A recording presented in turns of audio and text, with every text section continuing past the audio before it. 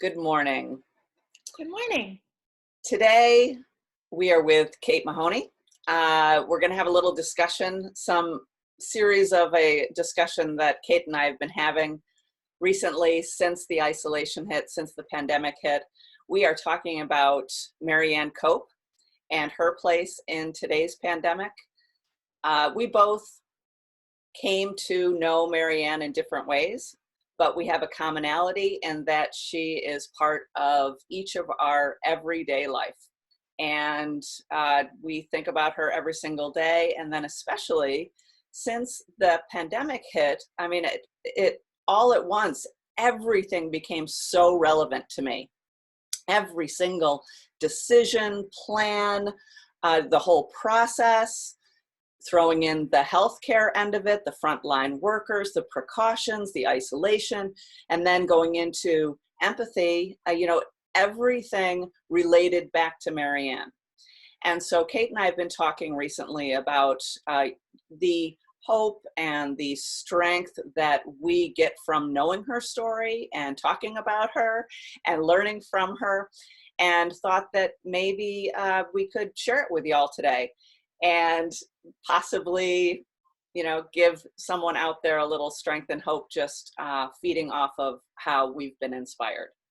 Does that make sense, Kate? Yeah, absolutely. And like you said, people are looking for hope. People are looking for healing right now. And I do think sort of when anything hits suddenly, or even when you know it's coming, everybody has a different way of bracing for impact, right? Like some people look to history, some people look to government, some people look to their faith, some people kind of patch together some version of all of that. And the overarching thing is history. And so for you and I, like you said, in different ways, we have a variety of people we would look to as leaders or role models, but specifically as it relates to a pandemic and how we respond and heal and, no pun intended, cope. I think she is a model, and in a very modern way, it's like there's an app for that. And so this is Mother Marianne Cope, or Marianne as people get to know her without any other label, just Marianne the person. Absolutely. And, like we've talked about before, we at work and at home do a lot of, when we have to make decisions or think about things, or, we always think, what would Marianne do?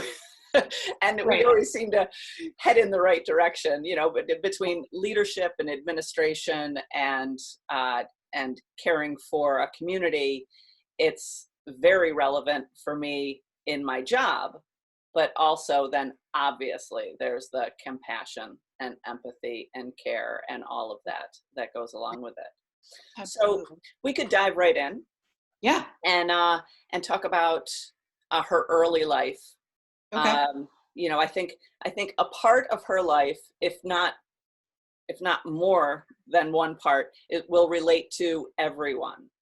And that's one of the things that we do at the museum. We talk about her to make her relatable to people. So, as a child, she had to make some tough decisions, or you could say they were made for her. Sure. She ended up caring for her younger brothers and sisters for years and years. And we talk about what that does to you and for you. And Sure. I think, obviously you can relate directly to this in changing your path and having to make decisions regarding your future to adapt to what's going on right now. Yeah. No, and that's she again provides the anchor and the model for what it is when there's such a degree of disruption in home and family life, right? First of all, she's a toddler when she moves from Germany to the United States, right? So even her origin story is not in the home where the first change happened in her life. And as a young person taking care of a family, we're seeing that now, whether it's the distance learning at home or just chronic or sudden illness, right? Like we see in families every day, whether it's our own or someone else's, when crisis strikes, different people step in ways they never thought they were capable of, and some step back because that's how they need to process before they act. So it's all these moving parts. And again, we can look to Marianne Cope for, wow, she did that at a very young age, and that likely set even more of a tone for her path forward. Absolutely. Assisting in leadership skills and responsibility and caring for a community, that all draws from being put in a situation where you are dealing with young children or dealing with the finances and seeing, I think it sets an overall global picture of a family or a community or a larger, national basis. Absolutely. So, yeah. And then, she wanted to join the community of sisters. So, as I tell in a lot of my talks, that becoming a nun was like, becoming an accountant. It was a regular profession at that point. If a family had a daughter, it was, or even a few daughters, it was expected at least one would become a nun. Same with a son would become a priest. So it was not a huge life-changing decision. It was a profession that she chose and she felt that she was called to, but she had to wait. Yeah. So, it was later in life that she entered, which 24, that seems pretty young to us, but really to be put in the positions that she was put in at 24 years old was also, life-changing. And it throws in all of the ideas of having to adapt, having to accept change, having to move into a situation that you might be uncomfortable with, because the sisters were basically nurses and teachers, but there was no schooling for that. Right. They just were put into those positions. And I think, adapting to change, but also knowing that you're going into change, that you're accepting it, that it's going to happen within your life. You already know it when you sign up to be a sister. You know that you're going to be given all of these different things that come along. And so you know that you're going to have to adapt. And I think maybe that's something that we've lost along the way. A lot of fear of change has come in to play in our society, instead of acceptance of change and change as opportunity. Yeah, I think culturally we have shifted in a lot of ways over time, where appreciation has sort of morphed into expectation, and expectation feels more finite. So I want to jump back though to what you said about waiting, because we are effectively globally being asked to wait. And in the midst of this, there are weddings, births, funerals, graduations, all of these chapters of life where the norm is this expectation of these are the ceremonies you will go through to enter into this next chapter. And now we're watching people adapt. And it's, in my opinion, they're adapting beautifully, even though it's messy, even though it's hard, even though there's aftermath after the adaptation, right? But that kind of riding the wave of change while having change be a constant is definitely something that we have Marianne to anchor us while we make our own decisions, right? Like we're never going to do things exactly as someone else because we're uniquely ourselves. But to be able to pull from these resources that have had these experiences in their time in life before us is only going to serve us and bolster us, I think. Absolutely. And we look at, the missteps that were made in the past and the challenges and kind of fuddling through them. There was never a challenge where it was like suddenly, yes, this is the answer and this is it. And it was over. There was always a struggle to get through it. And I think key too is knowing that there are so many different things going on in each of us individually, but then in everyone as a community. And there is no black and white. There is no right and wrong. There's actually so much in between that we need to fuddle through. Yeah. And, we saw that with Marianne going through teaching and going into administration and being put into positions as principal and superintendent of community convents, and then being put into St. Joseph's Hospital as administrator. There was never walking into a situation and having all the answers. Right. I think if we can more easily accept that there are a lot of different values, there are a lot of different color choices, there are a lot of different variations that we all have to negotiate through, I think it makes it a little easier. Does that make sense? No, it does, because I think, we hear this phrase flattening the curve, but we're not necessarily talking in large groups about the individual learning curves. Right. So there is that high and low and, all of the dizzying feeling around all of the teaching and learning, quote unquote, on the fly. Right. And I have thought a lot about the incorporation and request to the military to come in and set up the hospitals and the MASH units and all the different circles of community that come together and pull apart based on need. I mean, there is just global triage happening right now.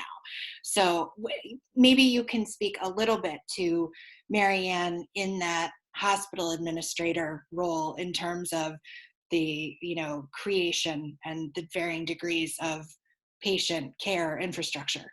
Yeah, and going all the way back to the Sisters of St. Francis as to why they do what they do. So, once making that commitment to be in service to others, it was a matter of, well, what's needed right now? And where are we right now?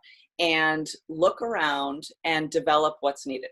So as simple as that, they were going into people's homes to care for the sick, and realized that if they created a central place, if they created a hospital, they could provide better care. So this is what was needed. And then they found the neighborhood that St. Joseph's Hospital sits in right now in Syracuse. And that neighborhood was not affluent. It was not, home ownership and community. I think it was called a circus in one of the local newspapers at the time. And they went right into it and said, this is where we are needed most, and purchased a saloon and a dance hall, or house of ill repute, or whatever you might want to, consider that other building. And they said, we are going to make a change here. And we are going to change this neighborhood and provide for the people within this neighborhood who are not being provided for. And that was how St. Joseph's Hospital started, to care for everyone. So they're looking at not what's being provided, what needs to be provided, and then how do we do it? What are our resources? And it's not as though, they had some roadmap to go by. They were looking at what was needed. Let's provide it. So when Marianne was called in to administrate the St. Joseph's Hospital, she was creating records. She was saying, okay, we need to keep track of the people coming in. We need to do this. We need to do this. We need to have these people. We need to have these people caring. We need to bring in doctors. We need to develop all of these things. We need to address the actual illnesses. And they were, a full range of physical, but also a lot of mental illness that was not being cared for during that time. And they saw that as a reality that set a basis for how someone lives their life. And if it's not addressed and taken care of and given support and community and housing and financial assistance, it is not going to get better for these people. Yeah. So the overall care goes along with, I think today, what's being provided by an entire team of people. And not only the medical aspect of it, but look at, I mean, what individuals are doing to create the community and the support for the people who are out there. Yeah, yeah. And what year was all of this? Because this is all even before the 1918 pandemic, Oh, right? exactly. So Yeah. 1869 Okay. was when they opened the doors for St. Joseph's Hospital. Yeah. So not only is this all happening and they're creating, an environment, they're addressing healthcare, hygiene, cleanliness, making sure that the people coming in are not infecting other people, not even, addressing what germs are. I mean, that term wasn't there, but they were looking at right now, what's happening, what's being developed, what's making a difference, and how do we incorporate it? Mm-hmm. And she was utilizing global, well, I don't know how global they were at the time, but she was researching over oceans on infection protocols. Exactly, Right? exactly. And we have to assume that from her German community, there was still a lot of correspondence and journals and things going back and forth. So the things that were being experimented on and tested and developed in Europe,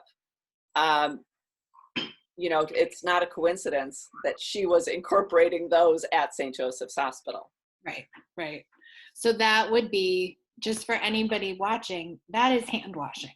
That is universal Yes. precaution. Like, it's so funny. Every time I have a conversation with anybody about hand washing, I'm always like, oh, that's Marianne. And I didn't really, my introduction to her, truthfully, was when I became a home health aide when I was 24, I think. And then I learned that at 24, she sort of found this calling. And it was very similar to when I was in like third grade or whatever and learned about Florence Nightingale. There are these people you read about at different ages and stages who leave their mark, whether it's Harriet Tubman or Ruth Bader Ginsburg, and their mark on these different avenues of activism.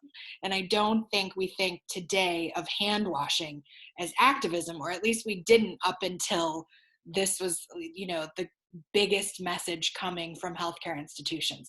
Wash your hands. This is your part in your community. So it's so cool that she really is the beginning of that for so many people. Yeah. Well, and think about it. I mean, back in 1869, this is a woman. Yeah, right. And she is going in as administrator of a hospital and telling people to wash their hands. And, if you think about today, there's some resistance to being told what to do. Imagine back then, a woman telling all of these male doctors and staff and any community member who comes into her domain, her hospital, this is the rule. Right. This is what has to be done.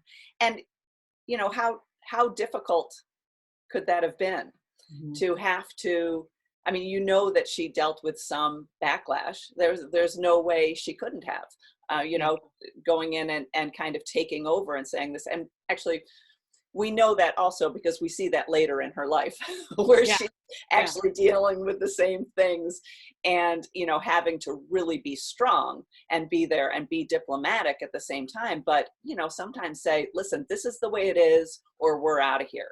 Yeah. And that goes to show a lot of how strong she was, but also how valued she was and her community for what they did, that she was able to say, listen, this is the way it is, or, we are, leaving Hawaii and going back to Syracuse, and people standing up and saying, oh, no, that don't worry, we'll take care of it. We will make it right. Well, because she had established the trust, I think, at that point too, to say, when she says, it's not her words to say it's my way or the highway, but it was not I'm going to take my ball and go home stance. Right. It was, you have asked for my help. I'm telling you what the help is and how you can participate. And if that's not going to work, then my services aren't going to be functional here, and there's help everywhere. And that's the model of the sisters, but it was also her MO to say, where there's a need, I will be. Right. So, it's sort of reaching out a hand, but also offering the service. It's, she really was a model for communication too. Absolutely. And her letters are incredible. Yeah.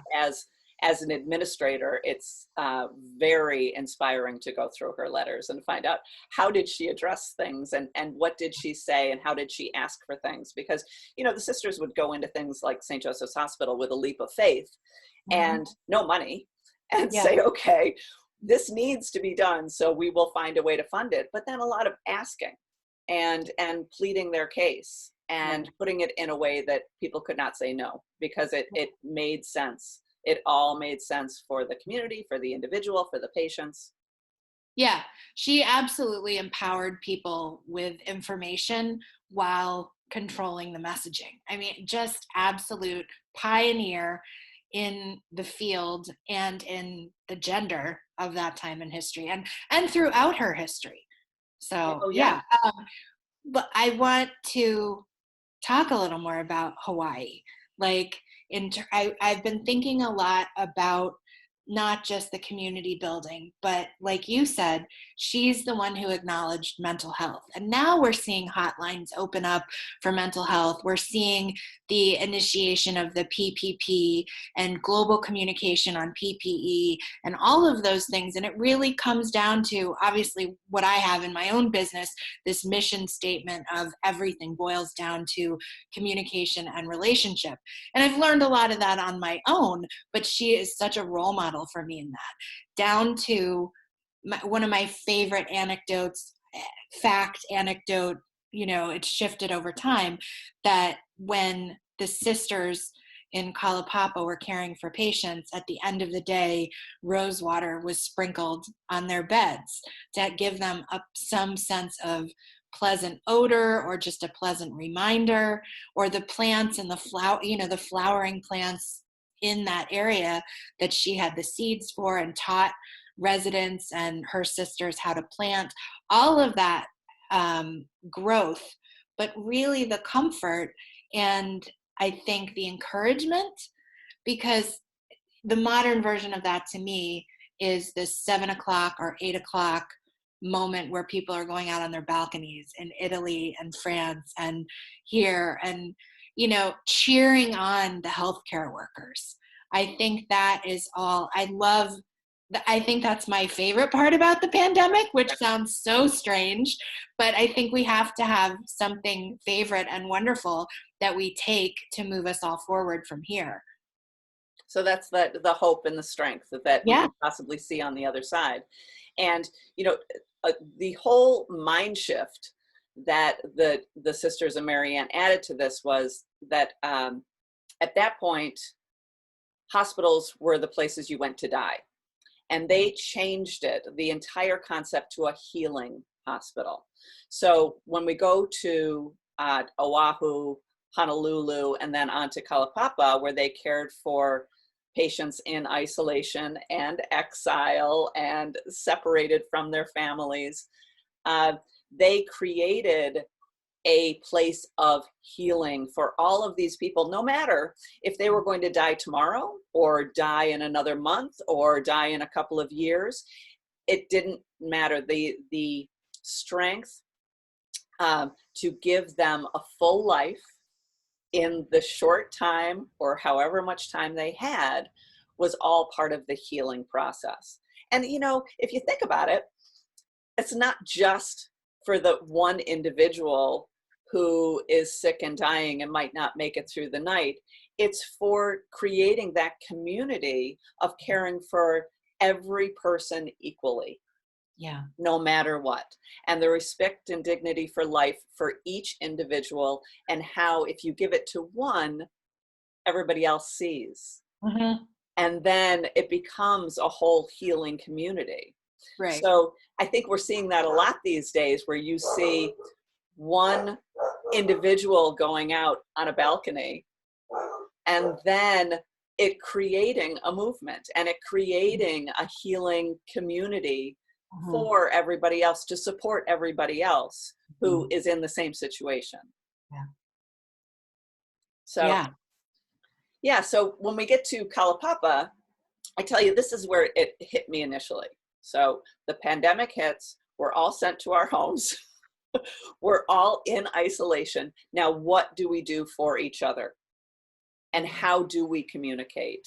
And how do we address mental illness and depression and fear while we're all isolated in our homes?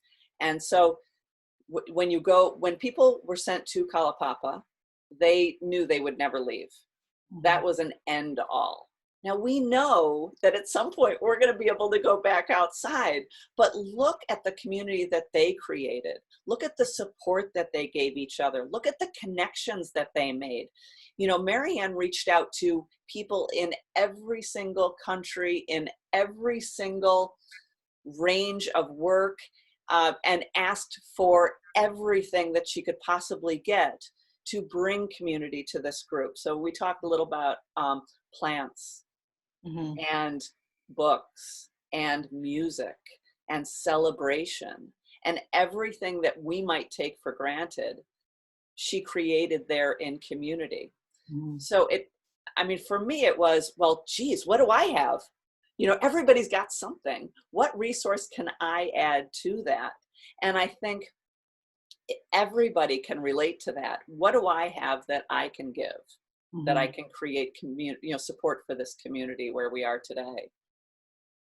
Yeah, I know with the books, I think I first learned from you that the books that came over from the mainland were in Hawaiian. And it was this notion of meeting people where they are within their healing or recovery. And, you know, I do think culture dictates curative results many times, but curative doesn't always mean being present. Curative is sort of, there's a lot more doing than just being. And so when you say she brought fabrics, books, plants, yes, there are actions there. There's the sewing, there's the playing and the learning and the reading, but there's always a really beautiful sense of self that just exists and then results from that too. And whether it was a small child who was not going to live to see their 8th birthday, or a 40-year-old who, you know, had days, hours, what have you, back in this time before the first 1918 pandemic, that infusion and mandate of dignity is so powerful to me. And I think we are seeing that in the ways that healing, yeah, we articulate it with front lines indicative of a tier system, but if you have a kid on a balcony with a wooden spoon and a pot, they are doing just as much as they can do as the nurse holding the hand of that patient who is not going to come off the ventilator and who has, you know, expressed wishes or come to a place of acceptance, panic, the rapid staging of grief that happens with such sudden end of life. Yeah. And, you know, there was a, today we would call it rebellious. I don't really know what it was back then, but, you know, the US, you know, after many other countries had tried, took over Hawaii, and a lot of things were forbidden. You know, they were supposed to speak English. They were supposed to fly the American flag. They were supposed to, there was no dance. There was no hula. That was like, all of these rules. And the sisters, you know, in their isolation there in Kalapapa said, how does this benefit? You know, each of these people need something right now, and they need their full life. What is that going to do?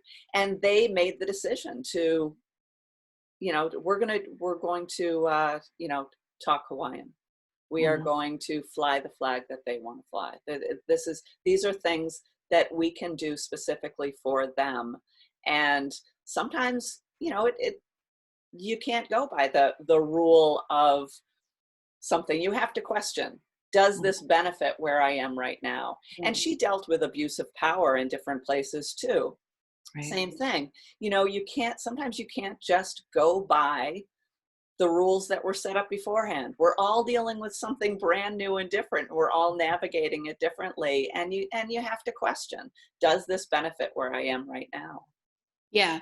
And like you mentioned earlier, I don't believe you can ask that question until you've really taken a couple breaths, because the inclination to respond to restriction is kind of panic or aggression or shutdown.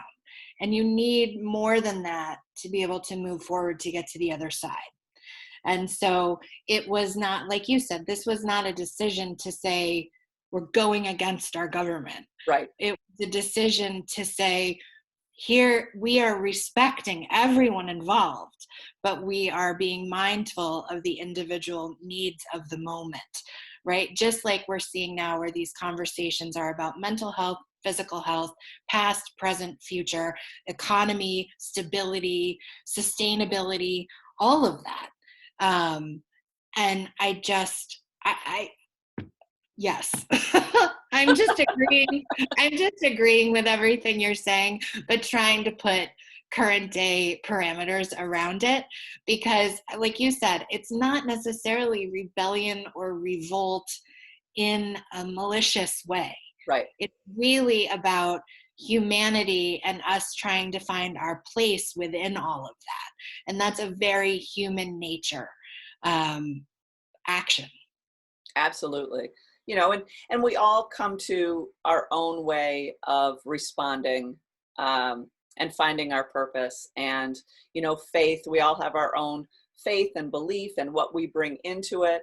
And we all hopefully will go back to that gut instinct, as to what makes sense right now. How do I be present to the moment right now, which is, obviously huge with the sisters, and how do I address what's in front of me right now?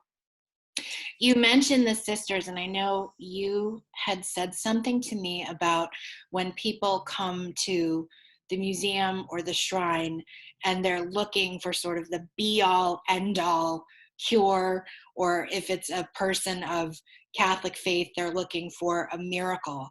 And you've gotten different responses and sort of words of comfort. Can you talk a little more about that? Yeah, the expert on this is Sister Jean, who works at the museum, who's home in isolation right now. I could use her, but people will come in looking for a miracle. Marianne's canonization was based on a couple miracles, as you know, and a lot more get reported to us, on a weekly basis. So people will come in asking for, a lot of times, a medical miracle of healing. And what we know is that Marianne and prayer can bring hope and healing. And healing is not always a miracle. Healing is being able to work through and accept and move forward with whatever is meant to be.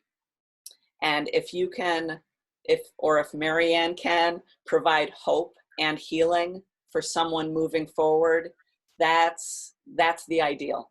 That's the best. And that's what we hope people, walk away with when they come into the museum and learn her story, and pray for her intercession or whatever they feel they need when they come in. Or, like using a more global model of people who have all different belief systems, whether it's in science or faith or Judaism or Catholicism or humanity, right? There is this sense that we're not, if we attach too much to the end game, we miss all of the parts along the way. And you can't skip, whether you're in the pandemic waiting for whatever that end result is going to look like, it's going to be different than before we entered into this. So we have to really embrace and not skip the steps in between. And right. I think that is, again, Catholics and people who gravitate to miracles have a model in a sister and a nun and a saint, but people all over the world can look to Marianne Cope as a human and a woman ahead of her time, just like Harriet Tubman, Ruth Bader Ginsburg, Golda Meir, Rachel Carson. We have these phenomenal women, or Dr. Fauci, right? I Right. mean, it's all about listening to the science and the faith and the government and the history and pulling it all together. And wow, how grateful I am to have one person that has a part of that in her. Each part of that is in her.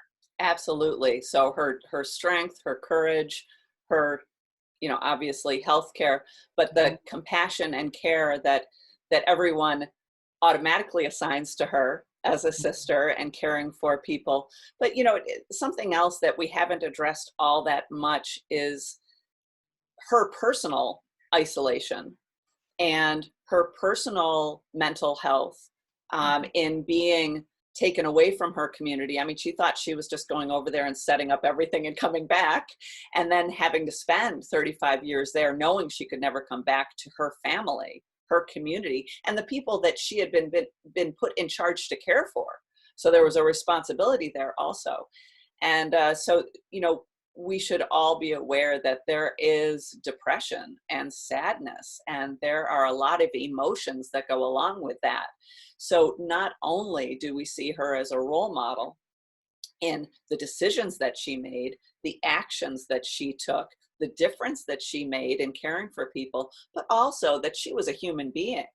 And she was able to do this while she was also dealing with all of these personal emotions and also physical. She had ailments happening at the same time. We talk a lot about riding the wave right now. Yeah. And we keep on coming back to it over and over again that, we're in this pandemic, and we're not talking about pre-pandemic, post-pandemic. We're talking about riding the wave of this pandemic, because there's not going to be an end. There's not going to be, okay, today it's over.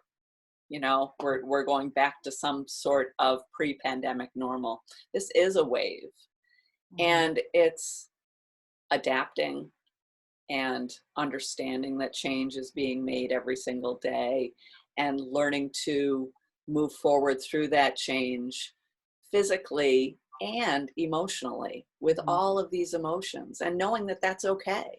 Yeah. That we are going to feel things, and we're going to be above the line, and we're going to be below the line, and it's just the way it's going to go, and being able to accept that that's okay. Yeah. You say that she did all of these things while having those feelings. And I think our language around mental health and physical health and the fractures that can happen because of it is often dismissive, in a way that, look at all she was up against and she still did it. And it's almost implied like there's a superhuman quality. Right. And I think the way that she cared for people and managed her own needs was not superhuman. It was human. And that is, again, like you said, I think at one point I mentioned the other side of the pandemic. Like you said, it's not an end. It's a recovery model. And so there will be phases. And so there's the through line and there's the wave. And we're managing it all, and we're coming at it in different moments in time with different experiences, because the loss of life is profound right now. But the hope and the healing that is also happening is equally moving. Yeah. Right. So it's all a balance. Yeah. So this all comes into empathy. I mean, I think the sisters have empathy ingrained in everything they do. So they don't really talk about it. So I've kind of taken on this role, I feel, of, this is what empathy is, and this is how to teach it, and this is how to incorporate it into your lives, because they just live it. They live empathy in action. So, so there's my plug for Empathy in Action, the program that we're starting at the museum that basically is hopefully going to help people navigate their own emotions, navigate listening, paying attention, community, how important connection is right now, learning someone's story, and creating whatever kind of community support group we can to to assist in any way we can to find our purpose. Yeah, yeah. It's so valuable what empathy can do and be for people. But they do have to want to know what it is and then try to apply it and employ it. And having you as a resource and having Marianne Cope be the example. I mean, like you walk into the museum and you have all the vignettes, right? And you can travel through her life and learn what it is to have empathy in action. And I think you've facilitated that really beautifully. So just that's my thank you to you for that. Thank you. Yeah, no, I mean, for me, we've talked and we're doing our shameless plugs now, right? But I recovered from multi-system organ failure, which in every way meant that every part of my body did not work. And so I came back to a sense of life and living in phases that were very slow and not difficult, not easy, and definitely affected my mental health. So, we talked earlier about career goals. When I graduated from college, I really wanted to pursue theater. But my own illness and then subsequently illness in the family, it kept sort of pulling me off the track that I thought I would be on. And now I'm in a place where the pandemic and my training in acting makes me feel like this is my time to shine. And I don't mean that in any way that would be condescending or judgmental to anyone who's really struggling.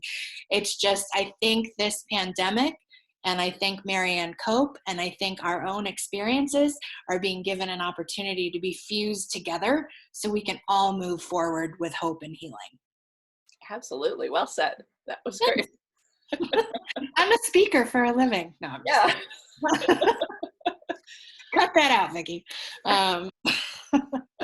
So I think we've made it through her life. We've made it through our relationships with her and how we utilize her. And I think, the best that we can do at this point is put ourselves out there, which is what we're both doing, is, in case we can make a difference, in case we can add to any kind of new strength, community strength, on whatever the other side or through the waves and then, through the healing. And also to let people know that we are available. If anyone wants to talk more, if anyone wants to talk about maybe a presentation, making connection, anything like that, that we would love to make ourselves available. This is a resource that we found that we can offer and that we, have the skills to. So any way that we can help people through the waves of this pandemic, we'd love to put ourselves out there. Mm-hmm. Right? Absolutely. We are in it sounds cliche, but we are each in a chapter of our own story and a collective story. And so between learning from you with the Center of Empathy and Action, or taking a tour of the museum, or coming to me to request a speaking opportunity, I'm always happy to share any part of my story that might resonate with anyone else in their journey. And so this is what we do, and we do it for the one. We never know who the one is going to be, but we trust over time that there's always one person that can hear something we say and take it with them for the better. Absolutely. So I will connect, I'll put links with the recording so that, in case there's somebody out there who has no idea who either one of us are, we will have a link to Kate's book, to how to contact her if you'd like a presentation, anything like that. If you haven't heard her speak, it is definitely worthwhile. And it is not, a process of learning about her history. It's actually, there's humor and there's lightness and there's inspiration and all kinds of really wonderful things. So definitely look for that. And then I'll be putting a link for the program Empathy in Action, which is a community outreach program for the St. Marianne Cope Shrine and Museum. So if you want to learn more about Marianne's life, we have a lot of information, and then someday we will be opening our doors back up, and we welcome you to come and visit. Great. Okay. Thanks so much for this opportunity. It was great to see you and be with you and talk about one of our favorite humans. Well, thank you. Always nice to talk to you, Kate. Have a great day. You too.